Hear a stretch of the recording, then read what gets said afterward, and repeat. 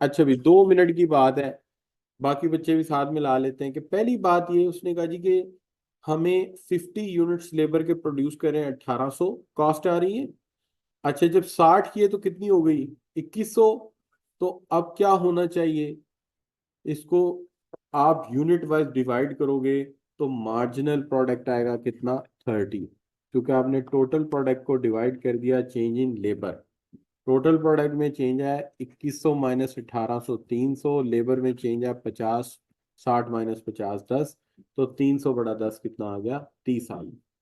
उसके बाद हमने जो बात की वो ये है कि भाई सिंपल सी बात ये है क्या, कि जो चीज आउटपुट बदलने के साथ साथ चेंज होती है वो है टोटल कास्ट। फिक्स कास्ट अक्सर फिक्स रहती है, और मार्जिनल कॉस्ट जो है वो कम भी होती है और ज्यादा भी होती है। अब इसी सवाल को बदलें और इसको यूं कर दें कि विच of the cost will increase और डिक्रीज। तो जब इंक्रीज और डिक्रीज की बात होती है तो वो मार्जिनल कॉस्ट है। जो फिक्स कॉस्ट है वो फिक्स रहती है, और फाइनेंशियल कॉस्ट हमारा इशू नहीं है। और बाकी बात जो थी वो ये थी कि जब भी किसी पर्टिकुलर सिचुएशन में एवरेज कॉस्ट और मार्जिनल कॉस्ट का रिलेशनशिप देखा जाए, कि जब एवरेज कॉस्ट डिक्लाइन कर रही है डाउनवर्ड, तो मार्जिनल कॉस्ट उससे क्या होगी, लेस होगी। क्या होगी, लेस होगी उससे। क्या पाई जाएगी, नीचे होगी उससे, कम होगी। बच्चे मैं लेट नहीं करनी चाह रहा था एक्चुअली, दाऊद शाही साहब ने भी लेट किया और काशिफ साहब ने भी। ठीक हो गया। अच्छा बच्चों, अब बात क्या होगी बच्चों, कि प्राइस देखिए, इसके डाउनवर्ड जाने से मार्जिनल कॉस्ट इसके बिलो है। और अगर वो कहता कि डाउनवर्ड की बजाय अगर अपवर्ड लिख देता, तो फिर वो इसका सवाल पूछ रहा है आपसे। फिर आपने क्या कहना था, इक्विलिब्रियम के बाद ये उससे अबव चली जाती है, उससे ऊपर चली जाती है, राइट जी। अच्छा, अब देखिए, कहते हैं डिस इकोनॉमीज ऑफ स्केल। तो देखिए डिस इकोनॉमीज ऑफ स्केल हमेशा कहाँ आती है, जहां long run average cost rise करना शुरू कर देती। अगर इकोनॉमीज होती तो क्या होता, राइज की बजाय फॉल होता। क्लियर जी।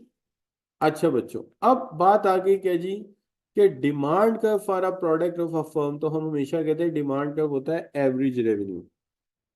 लेकिन परफेक्ट कंपटीशन की कंडीशन में चूंकि एवरेज रेवेन्यू और मार्जिन रेवेन्यू बराबर होते हैं, इसलिए मार्जिन रेवेन्यू को ही इंडिविजुअल डिमांड कर्व डिक्लेयर किया जा सकता है। क्लियर जी। चलिए आगे बढ़ते हैं जी, बात करते हैं क्या जी, कि हम बात कर रहे थे कारोबार बंद होने की सूरत। कारोबार बंद होने की सूरत ये है कि जब नुकसान वाली ये जो लाइन है ना, प्राइस लाइन, ये मूव करती करती यहाँ पे पहुंच जाए। कहाँ पे जी, जब मूव करती करती यहाँ पहुंच जाए, तो वेरिएबल कॉस्ट का थोड़ा सा भी हिस्सा कवर ना हो, तो कारोबार क्या हो जाएगा, बंद हो जाए। क्लियर बच्चों। इसको क्या कहा था हमने, किताब में क्या लिखा है इसको, एक खास टर्म है। हाँ हाँ हाँ, पढ़ो पढ़ो पढ़ो, पढ़ के बताओ क्या नाम है जी। पढ़े, ये जरूरी है। कारोबार बंद होने की जरूरत को क्या कहा जाता है, सब नॉर्मल प्रॉफिट जो होता है बेटे, वो तो नॉर्मल लॉस होता है ना, उसमें कारोबार बंद नहीं होता। उसमें ये होता है कि आपकी ये देखो, ये वाला होता है वो, कि फिक्स कास्ट का कुछ हिस्सा पूरा नहीं हो रहा होता। सॉरी, फिक्स कास्ट पूरी कवर हो रही है, कुछ हिस्सा कवर नहीं हो रहा होता, कुछ हिस्सा अनकवर रह जाता। तो जब लॉसेस फिक्स कास्ट में हो, कारोबार बंद नहीं होता, इसलिए उसे सब नॉर्मल प्रॉफिट कहते हैं। तो जब प्राइस लाइन से इसको एवरेज रेवेन्यू और मार्जिन रेवेन्यू आप कहते हैं, एवरेज फिक्स कॉस्ट ऊपर हो, एवरेज फिक्स कॉस्ट, लेकिन एवरेज वेरिएबल कॉस्ट उससे नीचे हो। इसका मतलब यह फिक्स कॉस्ट का एक हिस्सा कवर नहीं हो रहा, जबकि वेरिएबल कॉस्ट पूरी की पूरी कवर हो रही है, तो ये सब नॉर्मल। लेकिन अगर वेरिएबल कॉस्ट भी इससे ऊपर आ गई है, ये देखें, तो इसका मतलब फिक्स कॉस्ट तो पूरी की पूरी कवर नहीं हुई, और वेरिएबल कॉस्ट का भी एक हिस्सा कवर नहीं हो रहा। और वेरिएबल कॉस्ट होती है रॉ मटेरियल की कॉस्ट, डायरेक्ट लेबर की कॉस्ट। और जब आप वेजेस नहीं दे पा रहे, तो कारोबार आपने क्या बंद करना हो, तो बंद हो चुका है। इसलिए उसने नाम क्या रखा, शट डाउन। अच्छा, एक चीज का आपने ख्याल रखना, अगर वेरिएबल कॉस्ट ऊपर निकल गया है तो क्या नाम देंगे, शट डाउन। अच्छा, अगर इसके ऊपर पड़ा हुआ हो तो फिर क्या नाम देंगे, फिक्स कॉस्ट ऊपर ही हो लेकिन वेरिएबल कॉस्ट उसके ऊपर हो रहा, फिर इसको कहेंगे क्लोजिंग डाउन। याद रहेगा, अगर आपका variable cost average variable cost के बिल्कुल ऊपर आ गया, तो इसका मतलब ये क्लोजिंग डाउन है। बोर्ड ऑफ डायरेक्टर बैठे हैं और फैसला करें कारोबार बंद कैसे करें। अगर वो उससे ऊपर निकल गया है तो इसका मतलब है आपने फैसला नहीं करना। वो जो पुलिस स्टेशन में एफआईआर गई है कि हमारे पैसे नहीं दे रहा, वो 7 बैरिस्टर को लेके आए होंगे और उधर एससीसीपी को इतला दे आए होंगे इस तरह का एक केस आया, और वो वहां से फिर वो अपना नुमाइंदा भेजेंगे, वो आके बताएगा जी वो भाईजान कहानी मुक गई है। क्या हाल है बच्चों? अल्लाह किसी को ना दिखे। मैं एक जगह काम कर रहा था, मैं बिल्कुल सही गया हूँ शाम, प्लान बन रहे हैं, ये होगा वो होगा। अगले दिन मैं आया इसी उतर रहे हैं सारे, मैंने कहा क्या हुआ? कहते बंद हो गए। दादा गुरु पैरे तले जमीन यूं निकली यूं। अच्छा बच्चों, if marginal revenue is ₹50 and marginal cost is 14, जी बच्चों, फर्म सीक प्रॉफिट क्या करेगी फर्म? शाबाश, आउटपुट को इंक्रीज करेगी डिक्रीज करेगी? भाई सीधी बात है, अगर तो दोनों 50-50 होते तो मैं क्या करता? फिर तो मैं रोक देता ना यार, इक्विलिब्रियम कंडीशन मिल गई। दोनों 50-50 होते तो फिर तो एमसी इक्वल एमआर हो गया, बस यही इक्विलिब्रियम कंडीशन है, सही है। लेकिन यहाँ पे क्या है देखो, मार्जिनल कॉस्ट अभी 40 है, ये 40 है ना, और एवरेज कॉस्ट अभी, सॉरी, और मार्जिनल रेवेन्यू कितना है? 50 है। तो रेवेन्यू ज्यादा कॉस्ट कम है, तो आउटपुट को क्या करना चाहिए? बढ़ाना चाहिए। कहाँ तक लेके जाना चाहिए? जहां एम सी एम आर के बराबर हो जाए, जहां एम सी एम आर के इक्वल हो जाए, जहां इक्वल हो जाए वहां रोक देना। ठीक है जी। अच्छा, अगर अगर इसको उलट कर दे, सोचो सोचो सोचो, अगर इधर कर दे मार्जिनल रेवेन्यू 50 है और मार्जिनल कॉस्ट 60 है, अब क्या करोगे? अब आप यहां पे हो, ठीक है ना, ये मार्जिनल कॉस्ट 60 है और मार्जिनल रेवेन्यू 50, आप क्या करोगे? आउटपुट कम करेंगे। सवाल दूसरा भी समझते जाओ ना, कि दूसरा तरीका क्या हो सकता है, कि जब मार्जिनल कॉस्ट नीचे है मार्जिनल रेवेन्यू ऊपर है तो आउटपुट बढ़ाओ।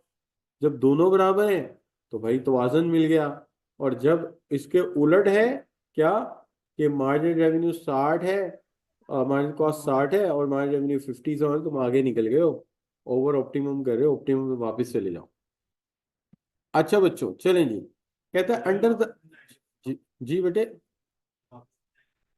लॉस में चले जाएंगे ना फिर। नहीं बेटे, ये देखो ना रेवेन्यू, ये है ना बेटे, प्राइस 50 है, देखो एवरेज रेवेन्यू मार्जिन 50 है और कॉस्ट कितनी आ रही है? 60, तो ये यूनिट में हमें नुकसान हो जाएगा ना। हाँ, अगले यूनिट की कॉस्ट 60 है और रेवेन्यू 50 आ रहा है, तो 10 रुपए का नुकसान हो जाएगा। समझे बात को? अच्छा, अच्छा बेटा, under perfect competition condition the supply curve of firm is same as, तो सप्लाई कर्व कहते हैं मार्जिनल कॉस्ट कर्व को सप्लाई कह देते हैं, इसको डिमांड कह देते हैं, उसको सप्लाई कह देते हैं। क्यों? कहाँ तक सप्लाई करोगे? जहां तक ये डिमांड कर्व उस सप्लाई कर्व को कट कर रही है। तो मार्जिनल कॉस्ट कर्व को क्या कह देते हैं? सप्लाई कर्व, क्योंकि वो हर यूनिट पे कॉस्ट देख रहा होता है ना, तो जहां उसकी कॉस्ट प्राइस के साथ मैच करती है तब बस, इससे आगे मैं सेल नहीं करूंगा, इसलिए हमने उसे सप्लाई कर्व का दर्जा दिया। क्लियर बच्चों? अच्छा जी, अब आ जाए, which one of the following is not a barrier to entry into the monopoly market? कौन सी बैरियर नहीं है? कौन सी मार्केट में? मोनोपोली मार्केट में। ठीक है जी। तो कहता है significant significance of economies of scale की, तो ये क्या है? ये बैरियर है। अच्छा, हैवी पोटेंशियल एडवर्टाइजिंग चाहिए हो, ये बैरियर है, इतनी बड़ी एडवर्टाइजिंग कैंपेन के लिए पैसा चाहिए, हर बंदा ला नहीं सकेगा। अगर स्केल ऑफ इकोनॉमीज है तो इतना बड़ा कैपिटल प्लांट नहीं ला सकेगा, लार्ज कैपिटल चाहिए, हर बंदे को मिलेगा नहीं। आगे क्या आ गया बच्चों? अगर कांस्टेंट रिटर्न टू स्केल हो तो ये प्रॉब्लम नहीं है, ये तो बल्कि इसमें तो इकोनॉमीज ऑफ स्केल है ही नहीं। क्या हाल है? जितना पैसा लगाओ उतना रेट ऑफ रिटर्न ले लो, उतना पुल बैक ले लो, तो लिहाजा ये वो नहीं है, ये कोई और चीज है। अब ये नहीं होता कि नॉट का मतलब correct option he they, not का मतलब है जो नहीं है, कोई और बात भी हो सकती है। ठीक है ना, कोई और इशू भी हो सकता है। राइट बच्चे, आप कुछ कह रहे हो? Significance of economies of scale होगी तो फिर तुम्हें बड़े पैमाने पे प्रोडक्शन करनी पड़ेगी। मिसाल के तौर पे अगर मेरी ये कॉस्ट कर्व है, ठीक है, अगर मैं यहाँ प्रोडक्शन करूंगा कॉस्ट ज्यादा आएगी। जैसे मैं 15 मेट्रिक टन सीमेंट बनाता हूँ, एक बोरी 1800 रुपए की पड़ रही है, कोई 1800 की बोरी लेगा सीमेंट की? मार्केट में कितने की है? 1200 1300 की है आई थिंक।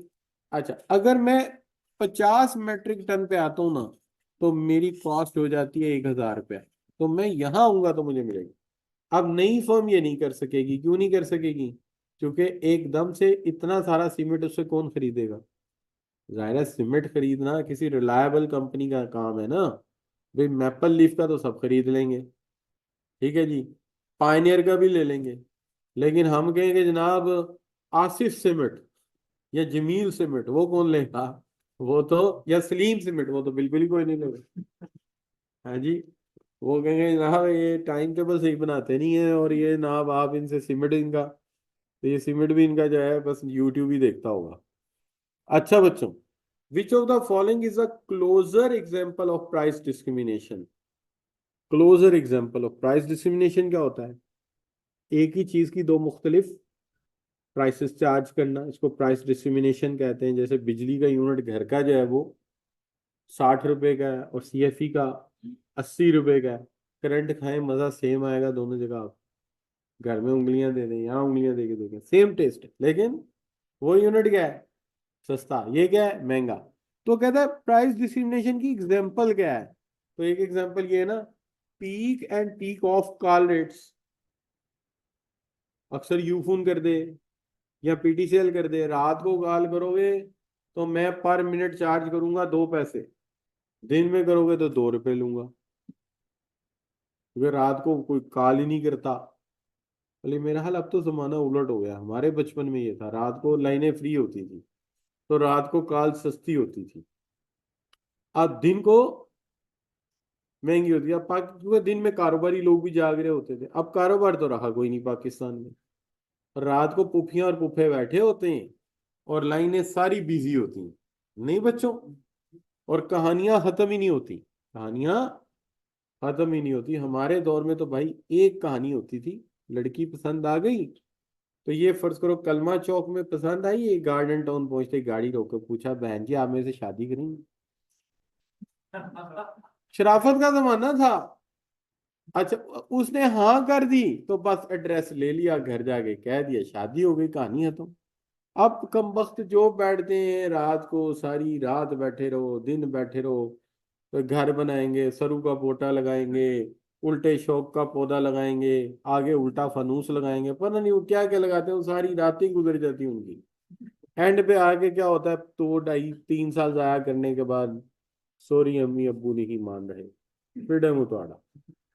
इतने में से ये इंटर हो जाना था, जो 2.5 साल जाया की। अच्छा बच्चों, नहीं आजकल फिर वो जाहिर बात है कि जिस तरह के वो कहते हैं जिहो जिया रूहां हो जे फरिश्ते हैं। मेरे साथ एक एमएस में लड़की पढ़ती थी, तो लड़कों के साथ बड़ी तस्वीरें तुझे खिंचाती थी।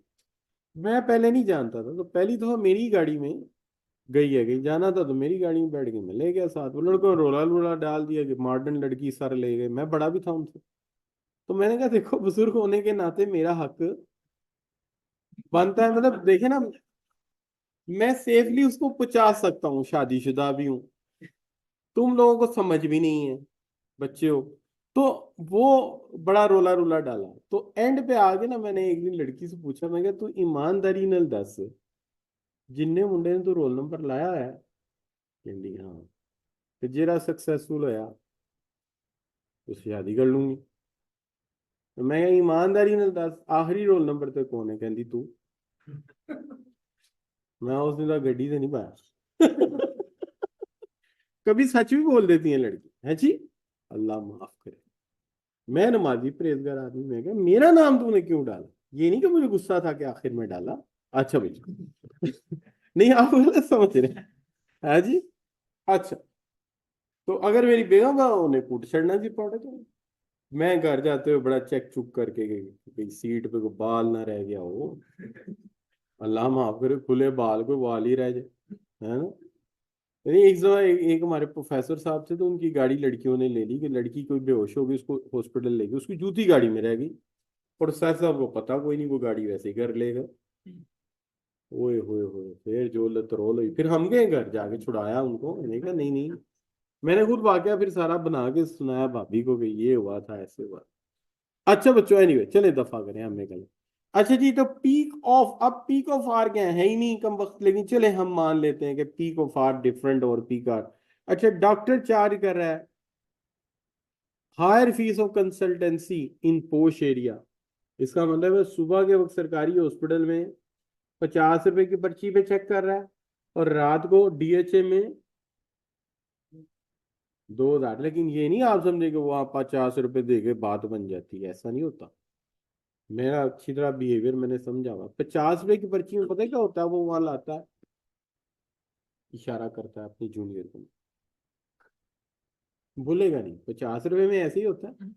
तो वो जो जूनियर होता है वो फिर उसके जूनियर को कहता है कि, और वो जूनियर आपको आपको समझाता है। वो दोनों नहीं बोलते, सीनियर उसका जूनियर, जैसे टीए का टीए समझाएगा कि मसला क्या है, क्योंकि वो तो बड़ी फीस वाला डॉक्टर है, वो तो गलती से सरकारी हॉस्पिटल बैठा हुआ ना। क्या ख्याल है, बात समझ आ रही है? लेकिन जहां आप जाएंगे रात को प्राइवेट और वहां देंगे उसे 7,000 रुपये, देखे सर बात ये है, आप बात समझे ना प्लीज मेरी, सुकून से समझे आप, क्यों भला, अब पैसे मिले हैं ना, अब अखलाक भी झाड़ेगा। ये तो कुछ नहीं, मेरे अब्बा जी एक डॉक्टर के पास जाते तो दरवाजा खोल के बाहर छोड़ने भी आता, और अब्बा कहते जाने ही ओदे कोल। अखलाक था बड़ा अच्छा। मैं कहा अब्बा शुक्र करो सरकारी हॉस्पिटल नहीं गए उसके पास, आपको लग पता जाना था, अब मार में बैठता है वहां तो ऐसे ही। अच्छा बच्चों, सो पीक ऑफ में क्या है, सस्ता के महंगा, पीक ऑफ में महंगा, पीक ऑफ में सस्ता और पीक में महंगा। जैसे बिजली का यूनिट दिन में हम महंगा कर दें, रात को सस्ता कर दें, भाई रात को लोड नहीं इतना। अच्छा, इसी तरह डॉक्टर की फीस है, पोश एरिया में ज्यादा है, सरकारी हॉस्पिटल कम है, तो ये डिस्क्रिमिनेशन की मिसाल है। चलो आगे बात करते हैं बच्चों किसके ऊपर, which of the following is not a feature of monopolistic competition. जी अस्सलाम वालेकुम। जी वालेकुम।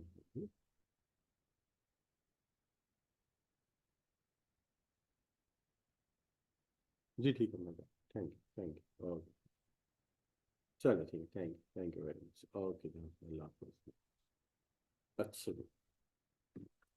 अच्छा बच्चों, अब क्या बात कर रहे थे, अब बात ये कर रहे थे कि जो है विच ऑफ द फॉलोइंग, अच्छा उसका नाम नहीं, उसकी कॉल आ गई, विच of the following is not a feature of monopolistic competition. क्या जो मोनोपोलिस्टिक कंपटीशन का फीचर नहीं है, क्या, शाबाश, freedom of entry and exit तो है भाई, जब चाहे आ जाओ।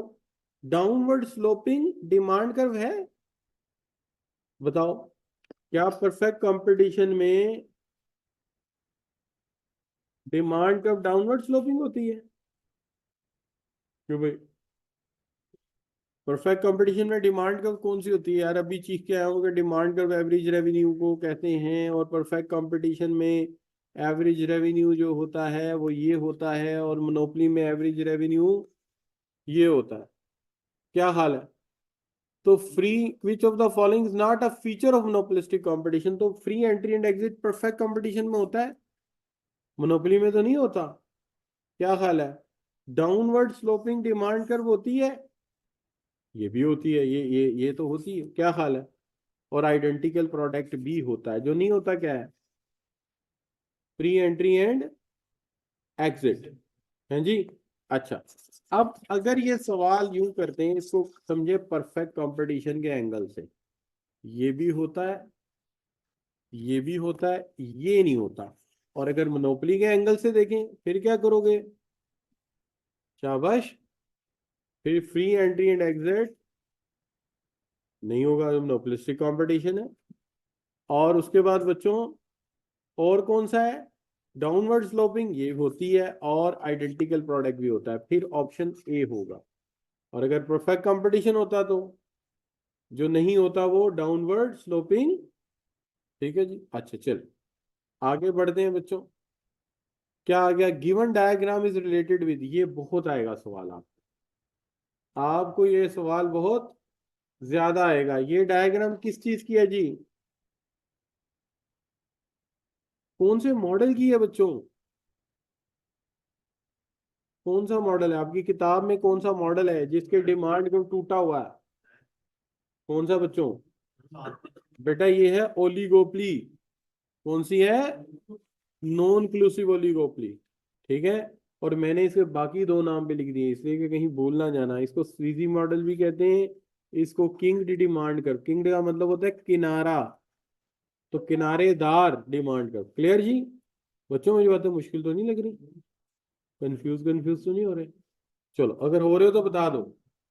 ये डिमांड कर्व आपने देखा पहले, किस चीज का है? ओलिगोपली का। कौन सा ओलिगोपली? नॉन क्लूसिव, जिसके अंदर आपस में कोई मिली भगत नहीं है, कोई आपस में क्लूजन नहीं। क्लूजन का जो था वो डिमांड एंड सप्लाई वाला था, जिसके अंदर एक वर्टिकल सप्लाई कर्व ऐड हो जाती है। याद है? अच्छा। और नॉन क्लूसिव के दो और नाम है। ये बनाया चूंकि स्वीजी ने था, इसका स्वीजी मॉडल भी नाम है। और चूंकि इसका डिमांड कर्व दो टुकड़ों में टूटा हुआ है, इसलिए इसका नाम किंग डिमांड कर्व भी है। जी बेटे आप कुछ पूछ रहे हैं? पिछली बार दोबारा कराते। अच्छा बेटा ये समझ आ रही बात की अब? सब बच्चों को क्लियर है? अच्छा। अब देखो इसके अंदर ना एक बात और थी, इसके दो अलग अलग स्लोप थे। उसने कहा था कि एक जगह पर आपको लोग फॉलो करेंगे और एक जगह पर फॉलो नहीं करेंगे। कहाँ फॉलो नहीं करेंगे? अगर तुम कीमत बढ़ाओगे तो बाकी जो परफॉर्म्स है वो तुम्हें फॉलो नहीं करेंगे। वो कहेंगे तू खुदकुशी कर रहा है, जा मेरा भाई कर जा। कीमत बढ़ा, डिमांड घटा, वो हमें दे दे। लेकिन अगर आप कीमत कम करेंगे तो सब आपके साथ मिल जाएंगे, वो भी कम करेंगे। लिहाजा जब कीमत डिक्रीज होगी सब आपको फॉलो करेंगे, लेकिन जब इंक्रीज होगी तो वो आपको फॉलो नहीं करेंगे। बढ़ाओ, मरो, जाओ, भागो, ताकि तुम निकलो और बाद में हमें यशी मारे। और अगर कम करेंगे तो फिर वो, आज मिसाल देता हूँ ना। देखिए ओलिगोपली में थोड़े प्लेयर होते हैं ना। यूफिन के मैं अपनी कॉल रेट बढ़ा रहा हूँ, जैस क्या कहेगा? जा बेटा बढ़ा। क्यों? बढ़ाएगा तो क्या होगा? उसके सारे कस्टमर जैस पे आ जाएंगे। और अगर जैस के मैं बढ़ा रहा हूँ तो जो शाबाश बढ़ा, क्योंकि तेरे कस्टमर मेरे। लेकिन अगर जैस ने कीमत कम कर दी तो यूफोन क्या करेगा? फौरी तौर पे कीमत कम करेगा, वरना उसके कस्टमर निकल जाएंगे। क्लियर बच्चों? बात समझ आ रही? अच्छा। अब एक बच्चा कह रहा है ये वाला, ये देखिए, अगर ये मोनोपोलिस्टिक कंपटीशन है तो मोनोपोलिस्टिक कंपटीशन में तो एवरेज रेवेन्यू और मार्जिन रेवेन्यू ये वाले होंगे ना बच्चों। ये देखो ये वाला एवरेज रेवेन्यू होगा, ये वाला मार्जिन रेवेन्यू होगा। तो देखिए इसके अंदर जो डिमांड कर्व होगी वो डाउनवर्ड स्लोपिंग होगी, है कि नहीं? ये है ना डिमांड कर्व, एवरेज रेवेन्यू को तुम डिमांड कर्व कहते हो। डाउनवर्ड स्लोपिंग होगी तो ये बात ठीक हो गई। ठीक है। अच्छा। और इसके अंदर क्या होगा बच्चों? जो चीज है, शाबाश, आइडेंटिकल प्रोडक्ट। क्या ख्याल है? आइडेंटिकल प्रोडक्ट हो सकता है, लाजिम नहीं आइडेंटिकल हो। मोनोप्लस्ट है, मुख्तलिफ पैकेजेस करेगा, मुख्तलिफ डीलें करेगा। क्या ख्याल है? क्यों जी? हो सकता है, नहीं हो सकता? ये आइडेंटिकल सिर्फ किस में हो सकता है? परफेक्ट कंपटीशन में। मोनोपोलिस्टिक कंपटीशन है बेटा। हर बंदा अपनी पैकिंग अलग करेगा, रैपर अलग बनाएगा, जैसे लक्स का पॉम ओलिव का पैकेट अलग है। ठीक है ना? तो यहाँ आइडेंटिकल प्रोडक्ट नहीं होता। याद है ना आपको? आप मोनोपोलिस्टिक कंपटीशन, मैंने मिसाल ही ये दी थी कि हर बंदे का प्रोडक्ट उसके नाम से रजिस्टर्ड है, लेकिन हर बंदे ने अपने नाम को दूसरे से मुख्तलिफ रखा हुआ है। जैसे लक्स यूनिलीवर का है तो वो उसे प्रॉक्टर एंड गैम्बल नहीं बना सकता। प्रॉक्टर एंड गैम्बल का है सेफ गार्ड, वो रैकेट एंड कोलमैन नहीं बना सकता। Racket and Colman Dettol soap बनाएगा। तो ये सारे मोनोपोलिस्ट हैं। क्यों मोनोपोलिस्ट हैं? क्योंकि ये इनके प्रोडक्ट इनके नाम के साथ क्या है? रजिस्टर्ड है। आप डुप्लेक्स का हेयर सलून नहीं खोल सकते हो। क्यों नहीं खोल सकते? क्योंकि वो किसी के नाम का रजिस्टर्ड है। और कंपटीशन क्यों है? वो एक दूसरे का क्या है? शाबाश, सब्सटीट्यूशन है। क्लियर हुई बात? तो लिहाजा मोनोपोलिस्टिक कंपटीशन में एडवर्टाइजिंग भी होगी और प्रोडक्ट थोड़ा सा डिफ्रेंशिएटेड भी होगा एक दूसरे से। ठीक है? तो ये लाजमी होगा। लेकिन परफेक्ट कंपटीशन में प्रोडक्ट होमोजीनियस होगा। क्लियर? अच्छा बच्चों, अब बात हो रही किसकी जी? ओलिगोपली, सॉरी ओलिगोपली कहता है कि ओलिगोपली के अंदर अगर प्राइस इंक्रीज की जाए, कहाँ से लेके कहाँ तक? डी से लेकर के तक। तो डी से लेकर के तक इंक्रीज की गई तो क्या होगा? कहता है retain their price at the, तो कंपेटिटिव फर्म क्या करेंगी, अपनी प्राइस रिटेन करेंगी, तुम्हें बढ़ाने देंगी अपनी प्राइस, लेकिन अगर डिक्रीज की गई तो क्या होगा, फिर वो डिक्रीज करेंगी। तो ये सवाल क्या था, सवाल ये था कि ओलिगोपोली के अंदर अगर इस रेंज के अंदर ए डी के अंदर आप कीमत बढ़ाएंगे तो कंपेटिटर क्या करेंगे, तो क्या जवाब दिया, वो अपनी कीमत रिटेन करेंगे, वो कहेंगे तुम्हारा खुदकुशी का इरादा है, मोस्ट वेलकम, जा तू कर। क्लियर बच्चों? Why average cost curve is U shape, average cost curve U shape क्यों होता है, जी शाबाश बच्चों, why average cost curve is U shape, तो इसकी क्या है, दो वजूहात हैं। एक वजह क्या है, लॉज ऑफ रिटर्न, और दूसरी वजह क्या है, एवरेज वेरिएबल का राइस। वजह बताते हैं। देखिए, लॉज ऑफ रिटर्न्स ये कहते हैं कि एक खास लेवल तक कॉस्ट कम होगी और फिर बढ़ना शुरू हो जाएगी, तो पहली रीजन तो ये बन जाएगी। लॉज ऑफ रिटर्न क्या कहते हैं, पहले कॉस्ट कम होगी फिर कॉस्ट बढ़ना शुरू हो जाएगी। लेकिन वेरिएबल एंड एएफसी का रिलेशनशिप ये कहता है कि यहां तक कॉस्ट देखो अभी कम हो रही है, ठीक है, उसकी वजह दोनों कम हो रहे हैं, तो दोनों कम हो रहे हैं तो इन दोनों का मजमू है ना, ये तो ये भी कम होगा, ये इसका और इसका मजमू है ना। लेकिन इसके बाद एवरेज कॉस्ट देखो कम हो रही है, आप कहेंगे हाँ सर कम हो रही है, ये देखें कम हो रही है, लेकिन जो एवरेज वेरिएबल कॉस्ट है वो बढ़ रही है। लेकिन एवरेज कॉस्ट का इंक्रीज, एवरेज कॉस्ट का इंक्रीज लेस है एवरेज फिक्स कॉस्ट के डिक्रीज से। एवरेज वेरिएबल कॉस्ट का इंक्रीज कम है किससे, तो जब एक चीज में डिक्रीज ज्यादा हो इंक्रीज कम हो तो अभी वो गिरेगी, लेकिन उस पॉइंट के बाद, इस पॉइंट के बाद ये वाला इंक्रीज ऊपर की तरफ देखिए कितनी तेजी से आ रहा है और ये वाला डिक्रीज कितनी स्लो जा रहा है, ठीक है। तो पहले स्टेज पे, स्टेज वन पे जिस चीज ने इंक्रीज होना है वो कम इंक्रीज हो रही है, और जिस चीज ने डिक्रीज होना है वो ज्यादा डिक्रीज हो रही है। डिक्रीज वाली कम, डिक्रीज वाली ज्यादा, इंक्रीज वाली कम, लिहाजा डिक्रीज आएगी। लेकिन इस पॉइंट के बाद x2 के बाद इंक्रीज ज्यादा हो गया है और डिक्रीज कम हो गया, तो अब क्या होगा, अब वो इंक्रीज होना शुरू हो जाएगी। तो इसके इसकी मिसाल यूं दी जा सकती है, इसमें कमी आई 4 और इजाफा हुआ 2, तो क्या बचा, -2।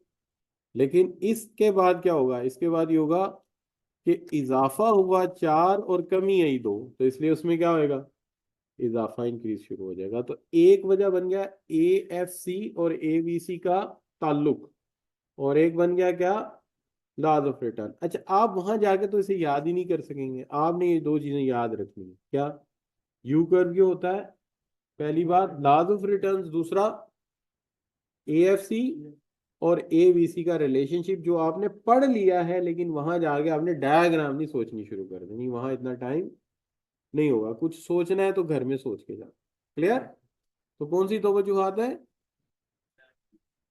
और दूसरा एएफसी और एबीसी का रिलेशनशिप, कि जब वो डिक्रीज हो रहा होता है एवरेज कास्ट तो एएफसी साहब उसे ज्यादा पुश कर रहे होते हैं, एबीसी सब कम बढ़ रहे होते हैं, उसके बाद एबीसी सब ज्यादा पुश कर रहे होते हैं और एएफसी सब कम काम कर रहे होते हैं, इसलिए ऊपर चला जाता है। क्लियर?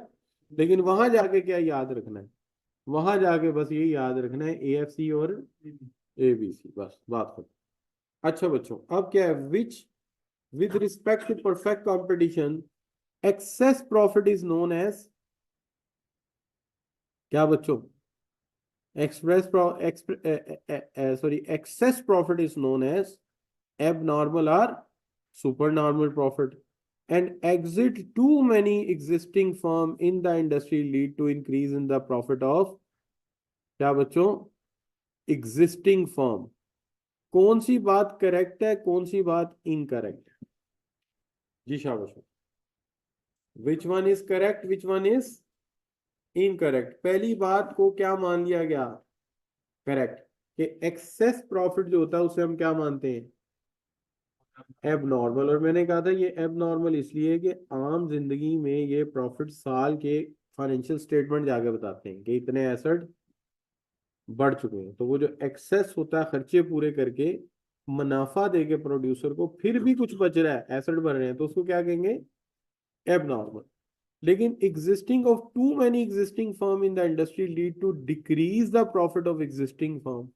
कि अगर बहुत सारी फर्म जो है वो एक मार्केट में exist of too many existing firm in the industry lead to decrease in the profit of existing firm, ये कंपलसरी बात नहीं है। हो भी सकती है, नहीं भी हो सकती, हो भी सकती है, नहीं भी हो सकती। अच्छा बच्चों, अब बात आ गई क्या जी, नेक्स्ट नेक्स्ट नेक्स्ट नेक्स्ट क्या है, कहता है the long term long run firm earn normal profit only. क्यों?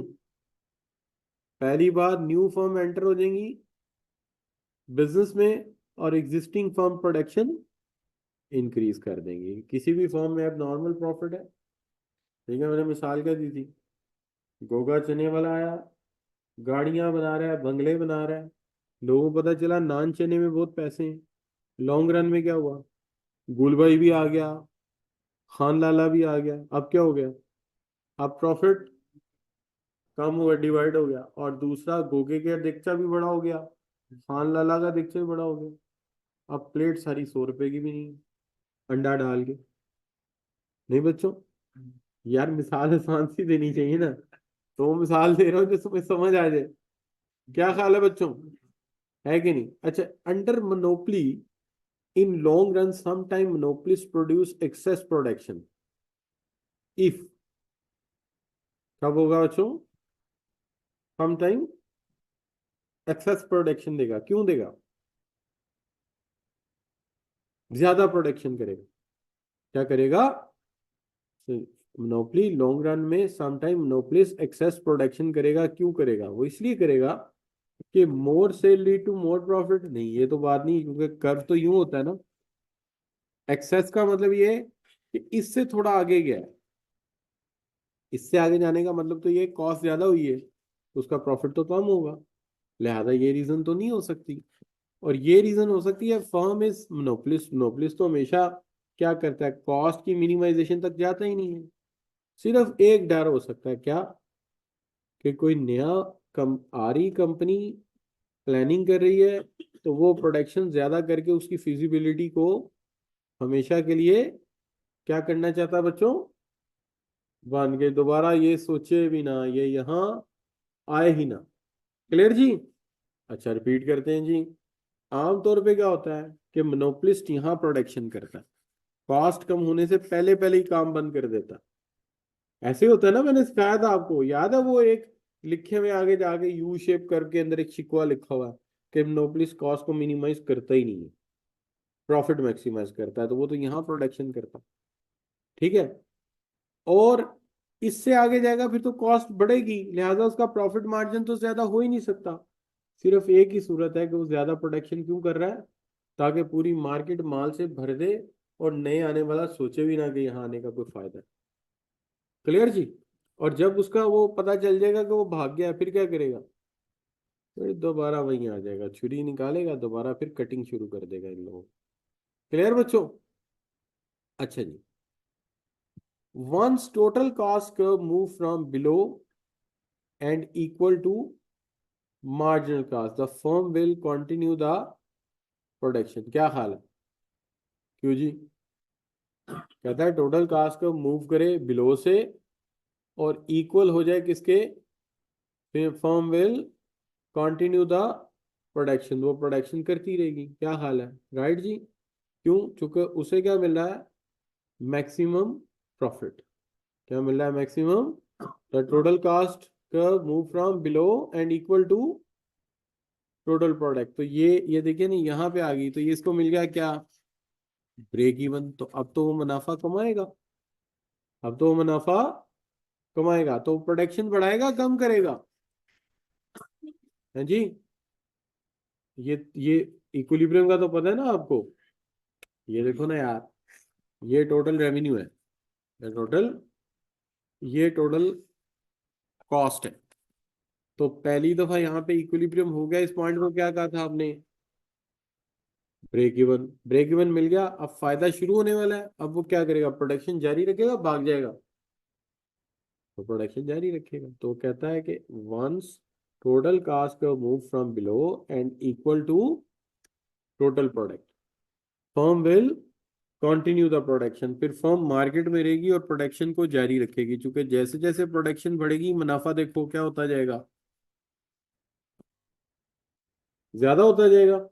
कैसे भला, कॉस्ट देखिए नीचे से नीचे आ रही है और रेवेन्यू ऊपर से ऊपर जा रहा है, और फासला दोनों में क्या हो रहा है, ज्यादा से ज्यादा, तो मुनाफा फिर क्या होगा, ज्यादा हो जाएगा, सीधी बात। क्लियर बच्चों।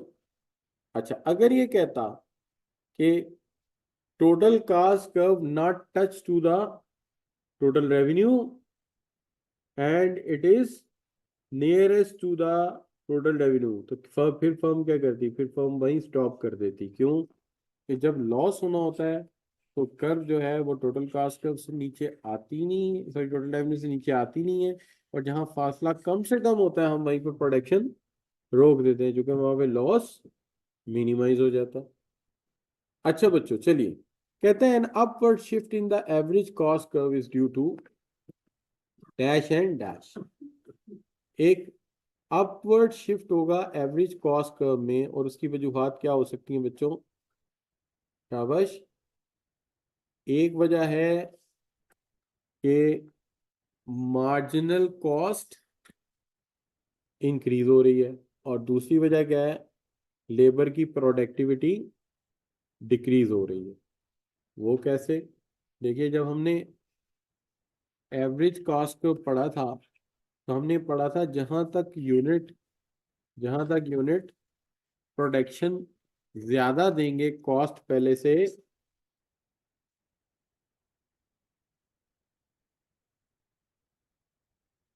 ये एवरेज कॉस्ट मान लूं इसको, और यहाँ पे बना दूं मार्जिनल कॉस्ट।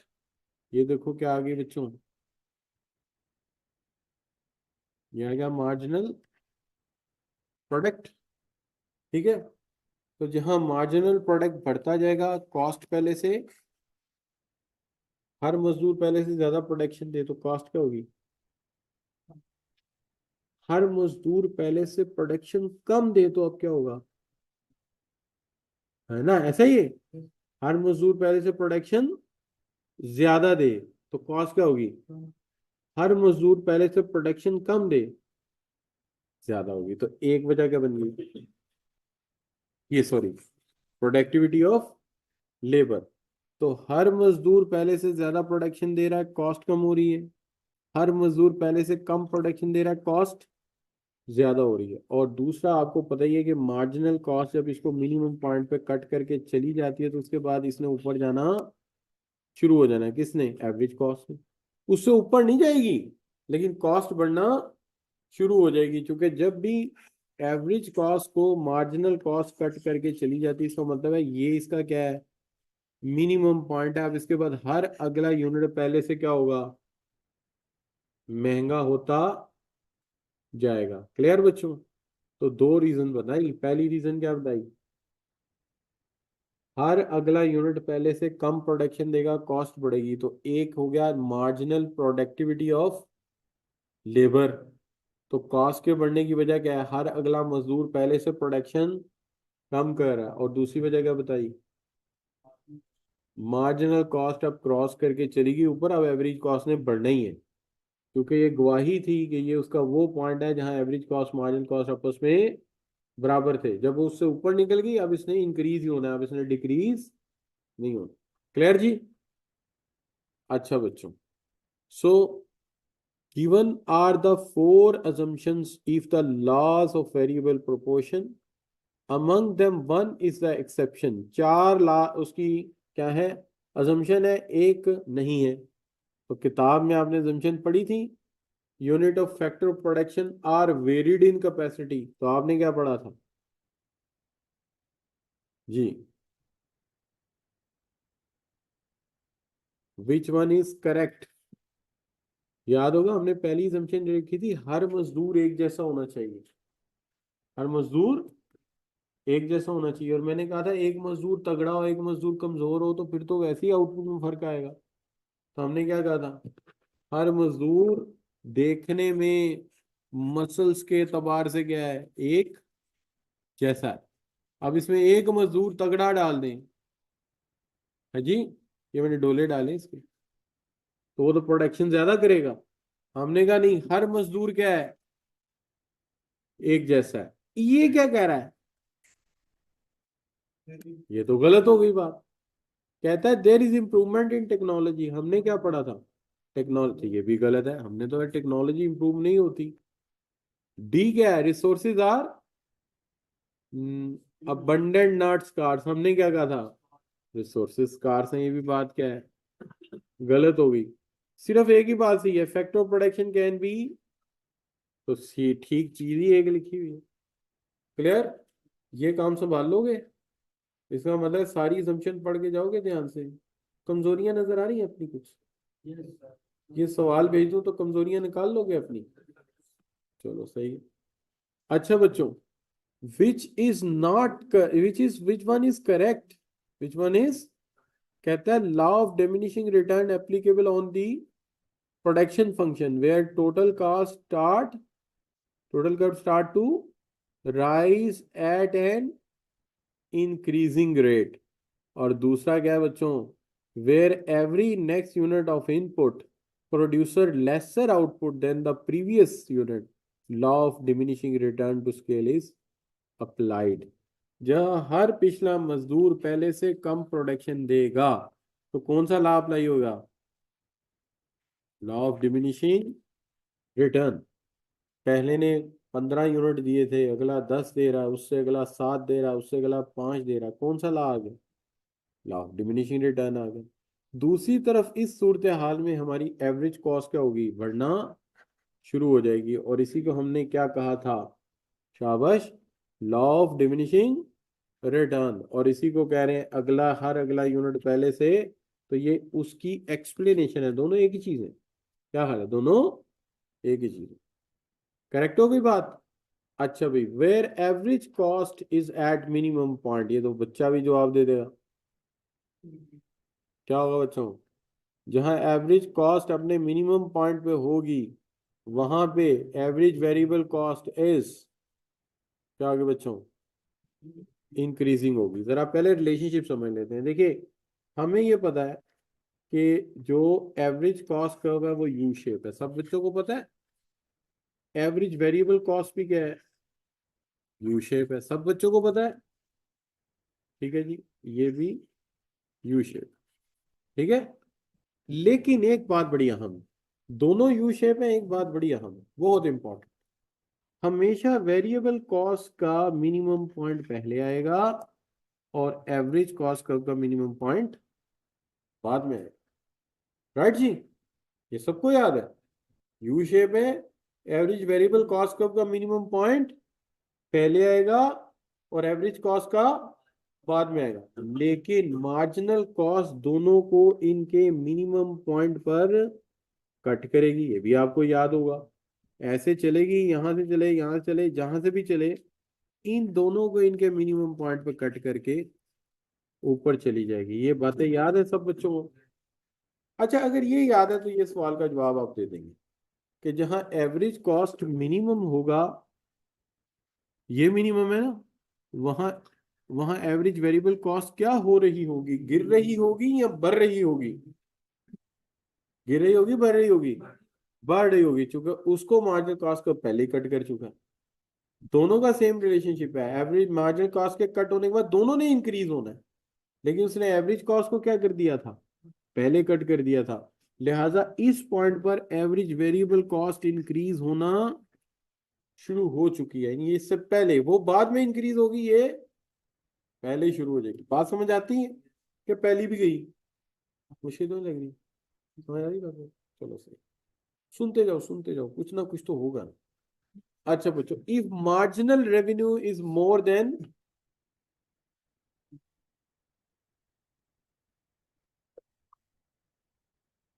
अगर मार्जिनल रेवेन्यू ज्यादा हो जाए मार्जिनल कॉस्ट से, तो आउटपुट में क्या होगा, ये वही वाला सवाल है 40 और 50 वाला है ना।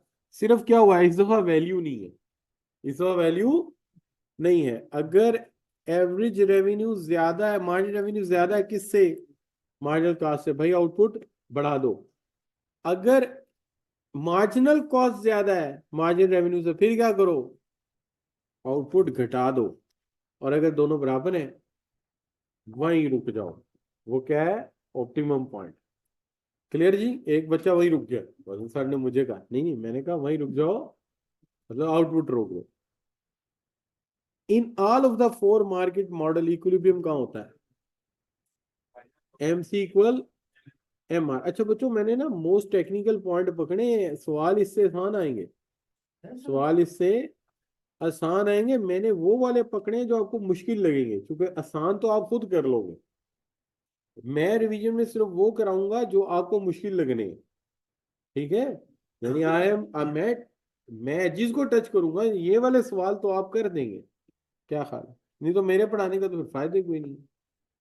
अच्छा बच्चों, in perfect competition a firm is a price taker because, क्या वजह बच्चों, एक तो number of firms in industry है, तो एक फर्म जो है वो उसकी प्राइस पे असरअंदाज नहीं हो सकती। नहीं हो, देखिए ना बेटे, यूं सोचना है आपने, जो परफेक्ट कंपटीशन है वो है बहुत सारी फर्म है। जैसे शू ब्रश बनाने की कंपनी है, अगर आप शू ब्रश बनाते हो तो आप कीमत बढ़ा सकते हो, आप नहीं बढ़ा सकते, क्योंकि आपकी स्मॉल फर्म है, छोटी सी फर्म है। आप तो बात करेंगे, आपकी बात भी नहीं सुनेगा साला, ठीक है ना। अच्छा, तो फर्म ज्यादा होने की वजह से आपकी इंपॉर्टेंस नहीं है, आप प्राइस चेंज नहीं कर सकते। जैसे एक काश्तकार गंदुम डबल उगा ले तो गंदुम सस्ती होगी, कभी भी नहीं होगी, क्योंकि एक काश्तकार की गंदुम पाकिस्तान की गंदुम की 0.00001 होगी। लिहाजा एक फर्म के रवैया बदलने से कोई फर्क नहीं पड़ेगा। और दूसरी बात, नंबर ऑफ बायर्स भी हैं, इसका मतलब बायर्स भी बहुत ज्यादा है। एक बायर के जी बंदा के जी मैं डबल रोटी डबल खाऊंगा, महंगी हो जाएगी, महंगी हो जाएगी। दो स्लाइस है, चार खा ले, आठ खा ले। जो डबल रोटी खाता है वो इशारिया 0.00001 है। लिहाजा ना सेलर असर डाल सकता है, ना दोनों नहीं असर डाल सकते, क्योंकि वो भी तादाद में ज्यादा है, वो भी तादाद में ज्यादा है। तो जहां भी लोग ज्यादा होंगे, एक बंदे की ज्यादा अहमियत नहीं होगी, क्या ख्याल है? क्यों जी, जैसे नून लीग के जलसे में आप चले जाएं तो वहां आपकी क्या अहमियत, वहां तो करोड़ों लोग आए होते हैं। नहीं, पीटीआई के कर रहे, पीटीआई के जलसे में करोड़ों लोग आए हुए, उसमें एक आप अकेले हैं, तो क्या फर्क पड़ता है। नहीं नहीं, मैं समझ गया था, मैं समझ गया। मैं कहा जरा आपको टच करते हैं थोड़ा, थोड़ा जज्बाती करते हैं आपको, जज्बाती मजा आता नहीं जज्बाती करके, है ना जी। अच्छा बच्चों, नहीं नहीं थोड़ा सा मजा आ रहा है, बीच में पटवारी भी, सॉरी आई से मुझे ये नहीं कहना चाहिए। अच्छा, इफ एन ओलिगोपोलिस्ट है ना जी। अच्छा चले, एनीवे, हमें पहले इंसाफी कहते थे, क्योंकि पहले हमारा वो निशान था जमात इस्लामी वालों का तराजू, है ना जी। फिर वो पीटीआई की बात चला गई। अच्छा, if an oligopolist firm decrease the price the range from, कीमत डिक्रीज करे जी, के से डी तक, क्या होगा बच्चों, सारी फर्में क्या करेंगी, वो भी कीमत कम करेंगी। बड़ी उस्ताद है। और अगर बढ़ाए तो आप नहीं बढ़ाए हो, कहेंगे अच्छा चल जा मुझे कर। अच्छा बच्चों, in in the given case related with the model shows, ये मॉडल शो करता है क्या बच्चों, मोनोपोलिस्टिक कंपेटिटिव फर्म, क्या ख्याल है जी। और क्या शो कर रहा है बच्चों, सुपर नॉर्मल प्रॉफिट। ऐसे सवाल बहुत आएंगे पेपर में, डायग्राम दी होगी आपने, मॉडल पहचानना होगा, और ये बताना होगा कि इसमें सिचुएशन क्या है। तो ये सिचुएशन कौन सी है, सुपर नॉर्मल। जब भी आपके कॉस्ट कर्व से ऊपर शेड आएगा ना प्रॉफिट का, आपके कॉस्ट कर्व से ऊपर, वो एब नॉर्मल प्रॉफिट है। और ये वो प्रॉफिट होता है जो फाइनेंशियल स्टेटमेंट बताती है बाद में, वरना इस कॉस्ट कर्व के नीचे ही प्रोड्यूसर का प्रॉफिट भी होता है। अगर ये यहां आ जाती तो क्या होता, नॉर्मल प्रॉफिट। क्यों नॉर्मल होता, क्योंकि किसी भी कॉस्ट कर्व के नीचे रिटर्न होते हैं फैक्टर प्रोडक्शन के, तो इसके नीचे लेबर की क्या है, वेजेस, कैपिटल का क्या है, लैंड का क्या है। तो जब तीन का है तो चौथे को क्यों छोड़ रहे हो, एंटरप्रेन्योर का क्या है?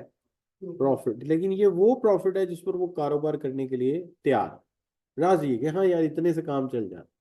गाड़ियों का खर्चा निकल गया, मजदूरों की सैलरी निकल गई, घर के खर्चे निकल गए, ये सब निकल गए। अब ये कौन से वाला मुनाफा है? अगर अगर कॉस्ट कर्व नीचे है तो ये कौन से वाला है? ये वो है सुपर नॉर्मल, जो फाइनेंशियल अकाउंटेंट ने स्टेटमेंट बनाई, ऑडिटर ने ऑडिट किया, उन्होंने कहा सर जी इतना बैलेंस भी पड़ा है बैंकों में और इतनी मशीनें भी ज्यादा हो गई, शेयर्स की कीमत बढ़ाएं, शेयर्स के रिटर्न देंगे, ज्यादा शेयर इशू करें। क्यों? तो इस इज कॉल्ड एब नॉर्मल, इसलिए इसे क्या कहा जाता है? Super normal. यानी सारा काम भी हो गया फिर भी एसेट बढ़ गए, सुपर नॉर्मल। अच्छा बच्चों चलिए, इन the given case for perfect competitive firm dash is shown, क्या शो कर रहा है बच्चों? Normal profit. अब नॉर्मल क्यों है? अब सब बच्चे जानते हैं, मैं बात कर चुका हूं, क्योंकि सारे फैक्टर का रिटर्न है, प्रॉफिट भी है इसके अंदर। ठीक है, इसके अंदर नॉर्मल प्रॉफिट भी है जितने के साथ कारोबार चलता रहे। अच्छा बच्चों आगे क्या है? Normal profit in an economic term means क्या बच्चों? इसका इकोनॉमिक टर्म्स में क्या मीन्स है? तो इकोनॉमिक टर्म्स में इसका मीन है average revenue is equal to average cost. यानी देखिए ना, ये एम आर है ना आपका बेटा, सॉरी ये एम आर है आपका और ए आर है, और यही आपका क्या बच्चों? शाबाश, average revenue equal to average cost, और यही आपकी क्या है? तो ये एवरेज कॉस्ट बराबर होगी किसके? एवरेज रेवेन्यू के। ठीक है, और जो नेट एंड प्रॉफिट है वो कितना हो गया? जीरो हो गया। यानी खा पी गए, नेट कुछ नहीं बचा, लेकिन खर्चे सारे पूरे हो गए। तो जिंदगी में ये होता, खर्चे पूरे हो जाए और क्या चाहिए? नहीं बच्चों, एक निजूमी ने मेरा हाथ देखा, मैं वो छोटा था, मुझे कहने लगा तुम्हारे पास वो ज्यादा पैसे नहीं आएंगे। मैंने कहा क्या बिल्कुल नहीं आएंगे? कहता नहीं नहीं इतने को आ जाएंगे, तुझे किसी से मांगना नहीं पड़ेगा। मैं कहा शुक्र अल्लाह का। ना था कि नजूमी की बात को मानना नहीं चाहिए, लेकिन तब मैं बच्चा था, मैं शुक्र अल्लाह का यार, और क्या चाहिए? किसी से मांगना नहीं पड़ेगा, नेट जीरो होगा, क्या चाहिए और क्या चाहिए? लेकिन एक बात उसने खतरनाक बताई। हाँ जी, एक बात उसने खतरनाक बताई, बताओ क्या? उसने कहा तुम्हारी लकीरें एक दो पता नहीं कितनी गिनी उसने, अल्लाह माफ करे। नहीं नहीं नहीं नहीं, मंगनी की लकीर नहीं होती। लकीर सिर्फ वो कहता है एक चीज की ही होती है, शादी की, या शादी की, शादी की या शादी की, अल्लाह माफ करे। लेकिन यार वो लकीरें ही है, अगर वो सच्चा था कम वक्त तो एक ही लकीर आई है यार, साली आगे लकीर ही कोई नहीं आ रही। चलो कोई बात नहीं, खैर कोई बात नहीं। अच्छा बेटा, यार वैसे मेरे से ज्यादा आप जज्बाती नहीं मेरे मामले में, मैंने नोट किया। चलो कोई बात नहीं, बच्चे होते हैं। मैं भी कहा चलो जरा आपको जरा जरा टॉपिक से हटाता हूँ, बड़े सीरियस हो गए हो आप। अच्छा विच वन इज अच्छा बच्चों, which one is better describe the marginal cost? Marginal cost को अच्छा डिस्क्राइब कौन करेगा? वो कहता है स्लोप ऑफ टोटल रेवेन्यू। गलत, कॉस्ट की बात हो रही है। हाँ, अगर मार्जिनल रेवेन्यू होता ना बच्चों तो फिर ये ठीक था। क्यों ठीक था भाई? टोटल रेवेन्यू की स्लोप मार्जिनल रेवेन्यू होती है, और टोटल कास्ट की स्लोप मार्जिनल कास्ट होती है। रिपीट करते हैं, टोटल रेवेन्यू की स्लोप बोलो मार्जिन रेवेन्यू होती है, और टोटल कास्ट की स्लोप, वो कैसे? देखिए, जब हर यूनिट पहले से ज्यादा प्रोडक्शन दे रहा है, ये देखो पहले से प्रोडक्शन बढ़ रही है, कॉस्ट कम हो रही है, लेकिन हर अगला यूनिट पहले जितना नहीं दे रहा, इसलिए कॉस्ट गिरती जा रही। लेकिन जहां पे स्विच ओवर आ रहा है वहां मिनिमम है, और फिर देखिए ये क्या हो रहा है, स्विंग वापस जा रहा है तो ये बढ़ना शुरू हो गई। ठीक है, तो ये देखिए ये सेगमेंट पहले बढ़ा है, ये देखो ये तेजी से गिरी, फिर देखो कम, थोड़ी कम गिरी, फिर देखो और कम, थोड़ी और कम गिरी, और जहां स्विच ओवर हो रहा है वहां मिनिमम है, और जहां दोबारा बढ़ना शुरू हुई है देखो, ये देखो ठीक है जी। और इसको कहते हैं cost of additional unit of product. ठीक होगी बात। रिपीट कर लेते हैं, किसी भी टोटल रेवेन्यू की स्लोप मार्जिनल रेवेन्यू होगी, और किसी भी मार्जिनल कॉस्ट, क्योंकि वो रिफ्लेक्ट करती है कि देखो वो जो ट्विचेस बढ़ रहे हैं एरोस, छोटे होते जा रहे हैं ना, तो इसका डिक्लाइन रेट भी कम होता जा रहा है। फिर जब उसका देखो रेट बढ़ता जा रहा है, तो इसका राइजिंग रेट क्या हो रहा है, ज्यादा होता जा रहा है। देखो यहाँ पे कम इंक्रीज नजर आएगा, यहाँ थोड़ा ज्यादा, यहाँ उससे भी ज्यादा। क्लियर जी। और जहां उसकी शेप बदलती है रिवर्स एस से, इस ट्विंच से उस ट्विंच पे जाती है, वो उसका मिनिमम पॉइंट होता है। ठीक है जी। अच्छा, याद रहेगा, भूल जाओगे। विच one is better describe the margin revenue, वो तो मैं अब बता चुका हूँ, उसकी जरूरत नहीं है। अच्छा जी, चलें। Average cost curve is U shape because of laws of return, AFC और एबीसी का रिलेशनशिप, और marginal product is continuously falling. Clear बच्चों। ठीक है, अगर आप थक गए तो बाकी कल कर लेंगे। कोई पसूड़ी तो नहीं है मुझे, कल कर लेंगे। अभी रमजान में कितने दिन है हमारे, रमजान में आपने कब वापिस जाना है घरों को, 7 दिन है, कर लेंगे, कोई मसला नहीं। ठीक है जी बच्चों। तो हम जो है वो कर लेंगे कल से, टाइम थोड़ा बढ़ा लो यार। आप 2 घंटे डेली कर दो ना, तो काम फिनिश हो जाएगा यार। कल से ना जरा जी।